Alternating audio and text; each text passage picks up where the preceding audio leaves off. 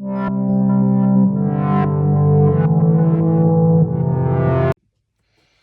à toutes et à tous, bienvenue dans ce tirage pour ce premier semestre 2024 où on va aborder ici plus l'aspect relationnel, sentimental de cette première partie de l'année 2024. Alors, on va utiliser le Light Sears Tarot pour ce tirage. Gardez bien à l'esprit, comme toujours, que ça reste une approche qui est générale, donc forcément ça ne pourra pas parler à tout le monde.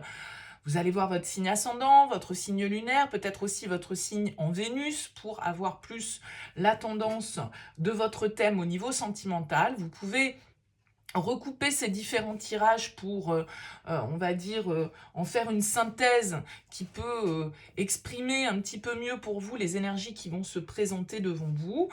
Et puis, si vous ne trouvez pas de réponse ou d'écho à votre situation dans ces tirages, eh bien, surtout n'hésitez pas à laisser de côté. Il faut vraiment que le tirage vibre pour vous, pour pouvoir en saisir l'objectif, je dirais, et les conseils et l'ouverture qui peut vous être proposée pour ce premier semestre. Alors, si vous souhaitez des tirages personnalisés, il y a différentes offres en ce moment sur la chaîne. Vous pouvez aller consulter dans le noyau, enfin pas le noyau, le pavé communauté, les différentes offres.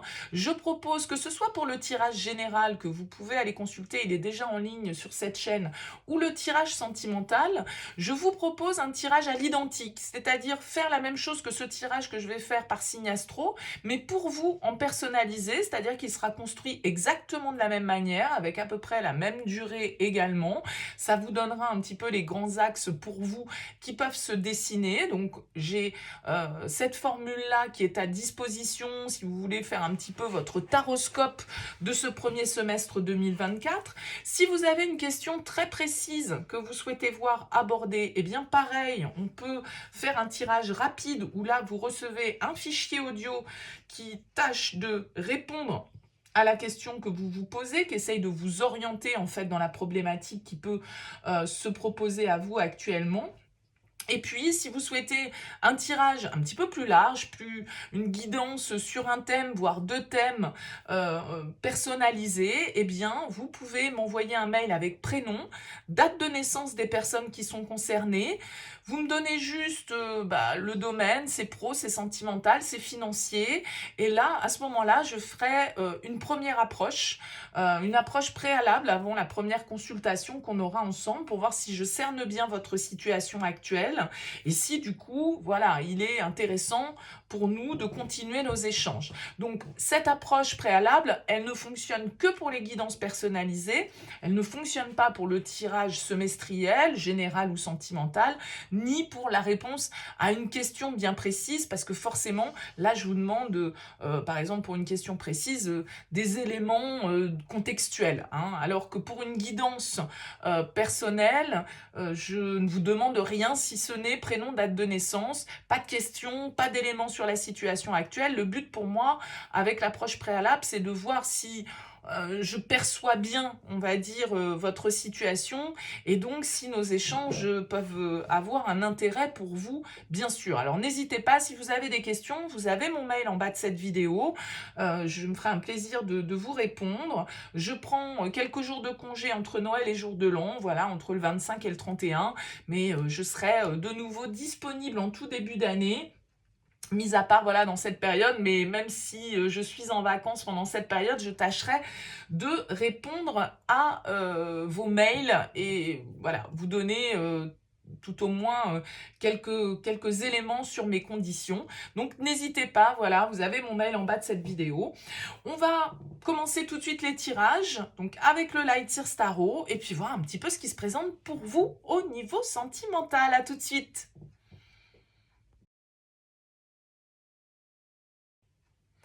Bienvenue les Vierges pour ces énergies sentimentales. On regarde ici votre énergie principale, celle avec laquelle vous abordez ce premier semestre, l'événement ou l'énergie marquante, votre force, le défi, le conseil et ce qui se passe ici dans la matière. Alors vous avez une jolie arcane majeure en dos de deck, les amoureux.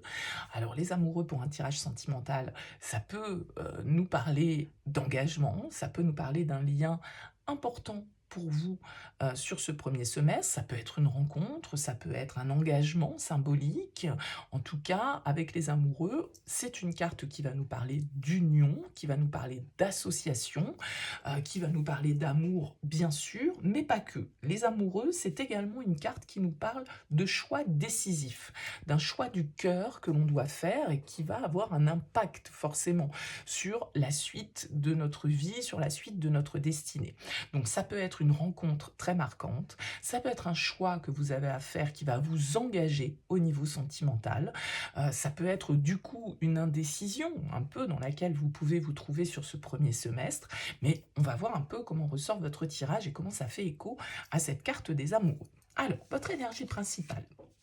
La tempérance, l'événement ou l'énergie marquante, le 10 de bâton, votre force, le 9 d'épée, le défi, chevalier de coupe, le conseil, roi de coupe, et ce qui se passe dans la matière, le 5 de denier, le 8 d'épée et le page de denier. Ah là là, il va falloir combattre et dépasser vos peurs, j'ai l'impression, les vierges, sur ce premier semestre au niveau sentimental. Je pense que le défi à relever, ça va être de vous laisser porter effectivement par le choix du cœur, par l'élan du cœur, sans être forcément dans le mental, dans le contrôle, dans les blocages, dans les pensées limitantes. Bon. On va décortiquer tout ça. Vous avez la tempérance en énergie principale. C'est bien, parce que la tempérance, elle va nous parler de modération. Elle va nous parler de réussir à équilibrer un petit peu les forces, le négatif, le positif, d'essayer de trouver un juste milieu dans tout ça, d'essayer de trouver un équilibre, une harmonie, qu'elle soit intérieure ou dans sa vie de manière générale. La tempérance, c'est une carte qui peut nous parler du signe du Sagittaire, mais il y a également pas mal de cartes de coupe dans votre tirage, donc on pourrait avoir également un signe d'eau ici qui ressort. Bon, bref, peu importe, ne nous attardons pas forcément là-dessus. La tempérance, en tout cas, elle va nous dire que vous cherchez à trouver l'équilibre, que vous êtes dans une position où vous acceptez peut-être aussi que voilà, il faut du temps pour faire les choses, que vous êtes capable de faire preuve de patience, que vous êtes capable de communiquer, que vous êtes capable de trouver des compromis dans certaines situations. Et que, en tout cas, il y a une forme d'apaisement qui ressort avec cette carte de la tempérance, d'apaisement et de guérison. Et je pense que là, vraiment, les cartes vous invitent, comme je le disais au départ, à écouter le cœur, parce que vous avez ce roi de coupe qui est en conseil, ce chevalier de coupe qui est en défi. Comme je le disais, le chevalier de coupe en défi, eh bien, il va vous inviter à vous laisser porter par vos sentiments, à écouter votre cœur, à être dans une démarche amoureuse et à être dans la légèreté qui va avec ça. C'est l'écoute du cœur, le chevalier de coupe, c'est le romantique, c'est celui qui part à la conquête peut-être de quelqu'un. Vous avez peut-être quelqu'un dans le cœur, ça peut être une nouvelle relation hein, qui ressort, mais ça peut être aussi voilà, quelqu'un à qui vous pensez, quelqu'un dont vous êtes amoureux, quelqu'un voilà, mais que vous essayez un petit peu de tempérer, on va dire, vos sentiments, ça peut devenir un petit peu lourd, en fait, pour vous, tout ça, parce que vous avez quand même ce 10 de bâton qui ressort en énergie marquante, et le 10 de bâton, il va nous indiquer un poids dont on doit se libérer, un cycle qu'on doit symboliquement clôturer. Il y a des choses que vous portez en vous, qui sont peut-être liées à votre passé sentimental, que vous avez besoin, dont vous avez besoin de vous délester, d'accord? Hein, il y a un fardeau symboliquement que vous devez lâcher, des énergies pesantes, une fatigue mentale, physique, des soucis, des peurs, comme je le disais ici, que vous avez engendrées, puisque ce 9 d'épée qui est votre force, elle va nous indiquer que justement, vous allez pouvoir combattre ces peurs, vous allez pouvoir combattre ce mental qui vous tire peut-être parfois vers le bas, qui a tendance à vous faire voir les choses de la manière la plus négative qui soit, qui vous fait porter le poids de certaines responsabilités, une culpabilité que vous pouvez avoir, liée à votre histoire, et bien évidemment ce sera différent pour chacun d'entre vous. Mais le 9 d'épée, en force, c'est bien qu'elle soit tombée en force, parce que c'est justement ici votre capacité à dépasser une forme de négativité, de dépasser une forme peut-être de mal-être, de déprime, de burn-out dans lequel vous avez été au niveau sentimental. Peut-être, encore une fois, lié à une ancienne relation et que vous êtes en train d'apaiser, que vous êtes en train de guérir ici avec la tempérance. Donc, comme on le voyait ici avec ces cartes de coupe, le roi de coupe en conseil, il vous invite à une certaine forme de maturité émotionnelle, à accepter ce que vous ressentez, le bon comme le mauvais. Ça peut être des énergies de tristesse que vous avez en vous et qu'il est nécessaire d'assumer, d'exprimer. Ça peut être bien évidemment aussi des énergies d'amour que vous portez et qu'il va aussi être nécessaire d'exprimer. Mais le roi de coupe, il le fait de manière presque naturelle, d'accord, intuitive. Il est à l'écoute de ses ressentis. Il fait le choix du cœur, pas le choix du mental, pas le choix des peurs. D'accord? Il accepte une certaine forme de sensibilité, de vulnérabilité. D'accord? Alors ce roi de coupe, ça peut être aussi quelqu'un autour de vous, quelqu'un qui vous conseille, quelqu'un qui vous guide, quelqu'un qui est bienveillant, empathique avec vous, qui vous comprend, qui arrive à cerner un petit peu ce qui se passe en vous émotionnellement et qui arrive peut-être, eh bien justement, à vous faire parler, à vous faire avancer dans votre chemin personnel, intérieur, émotionnel, spirituel, mettez-y le terme que vous souhaitez. Comme je le disais, ce chevalier de coupe, il va vous inviter à être dans la démarche amoureuse, à être dans la conquête amoureuse et de croire en ses rêves, de croire en les possibilités de ce que l'amour peut vous apporter. On voit très bien dans la matière que vous êtes plein de peur. 5 de denier, 8 d'épée. C'est des cartes qui nous parlent d'énergie compliquée, parce qu'on se sent seul, parce qu'on se sent rejeté, parce qu'on a peur d'être abandonné, on a peur d'être trahi, on a peur de finir seul, on a peur je sais pas, tout un tas de choses comme ça qui se réveillent en vous, que vous ressassez, et qu'il va être besoin ici d'apaiser avec cette carte de la tempérance, pour ne pas laisser ce côté négatif prendre le dessus sur ce qui pourrait vous permettre justement de vivre l'amour de manière sereine si une nouvelle rencontre se proposait à vous. Ce qui est tout à fait possible avec ce chevalier de coupe en défi, avec cette carte des amoureux et avec ce page de denier qui ressort. Parce que le page de denier, il va nous parler d'une nouvelle possibilité, d'un nouveau départ, d'une nouvelle opportunité, d'une nouvelle étape, en tout cas que l'on franchit dans sa vie sentimentale. Mais vous avez toutes ces peurs qui sont là. Vous avez tous ces conditionnements qui vous font voir les choses d'une manière, comme je le disais, pessimiste, négative, et qui vous empêchent de vivre peut-être pleinement justement l'amour, le bien-être et le fait d'être aligné par rapport à ce que vous ressentez. D'accord? Le 8 d'épée, il ne voit pas les choses telles qu'elles sont. Il, sa vision de la réalité est faussée. Il se croit empêché, il en veut à la terre entière, il en veut à la vie, il n'a pas de chance, il est victime, le 8 d'épée. Il se sent victime des circonstances, alors qu'en fait, c'est simplement son mental, ses pensées, ses conditionnements qui lui font voir sa situation sous cet angle. Donc il va s'agir ici, je pense, de calmer votre mental, de calmer vos peurs pour pouvoir vous ouvrir à de nouvelles possibilités. Et sans vivre les choses dans la souffrance, sans vivre les choses dans la lourdeur, sans vivre les choses en cultivant le manque et peut-être du coup une forme de dépendance affective dans laquelle vous pouvez vous trouver quand vous êtes dans des relations amoureuses.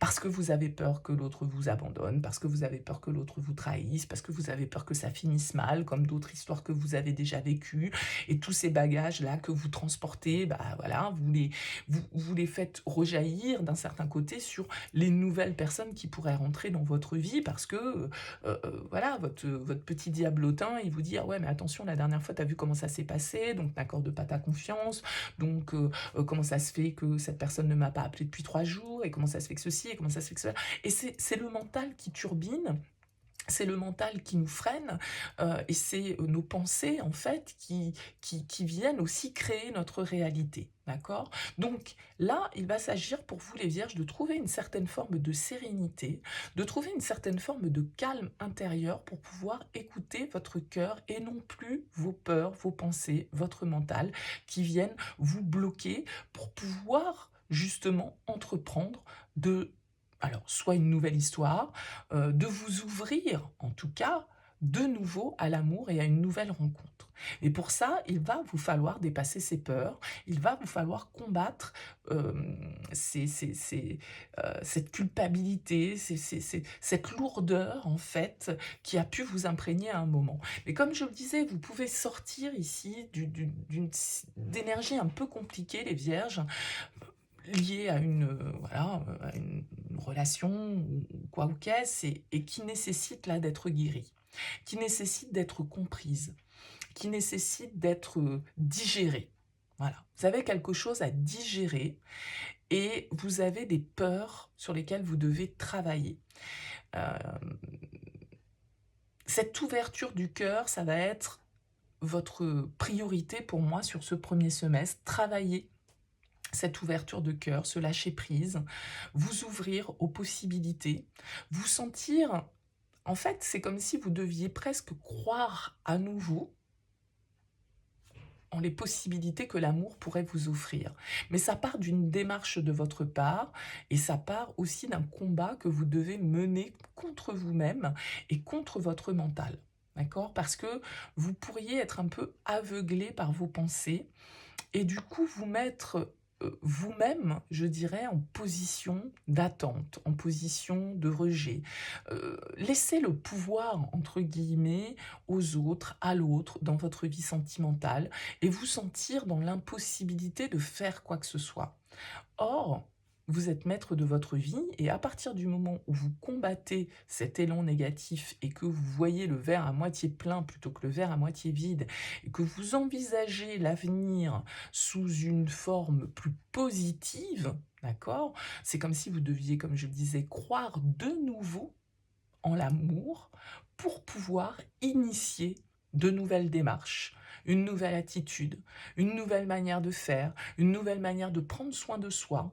Vous avez peut-être une forme de guérison du cœur ici à opérer pour vous remettre en marche, entre guillemets, et pouvoir de nouveau, sur cette année 2024, vous ouvrir à une possible histoire. Ok? Donc, possibilité ici pour vous les vierges, pourquoi pas de quelque chose de nouveau, mais ça va nécessiter quand même de dépasser certains blocages et une certaine forme de négativité. Ça va nécessiter un nettoyage profond de certaines énergies qui vous encombrent et qui vous bloquent, vous limitent dans votre progression amoureuse. Ça va nécessiter ici d'y croire à nouveau et d'être dans une démarche d'accueil de l'amour et de nos ressentis. Peut-être que vous êtes, on va dire, bloqué sur une relation ou sur une personne qui vous plaît depuis longtemps et vous avez peur qu'en ouvrant votre cœur, vous avez peur qu'en faisant un pas vers cette personne, eh bien, la porte, voilà, vous dites, vous envisagez les scénarios catastrophes. Vous voyez obligatoirement l'échec derrière une démarche de votre part. Or, il n'y a qu'en ouvrant votre cœur, il n'y a qu'en étant dans la résonance de vos ressentis, et il n'y a qu'en faisant un pas concret dans la matière, que vous allez pouvoir obtenir des réponses à vos questions. Mais je pense que, en fait, c'est comme si vous deviez agir sans penser à un possible échec, mais plutôt en pensant aux possibilités que ça va pouvoir vous ouvrir. Voilà pour vous les vierges, écoutez, n'hésitez pas à me laisser un petit mot, un commentaire sous cette vidéo. En tout cas, je vous souhaite un très bon début d'année 2024 et puis je vous dis à très vite.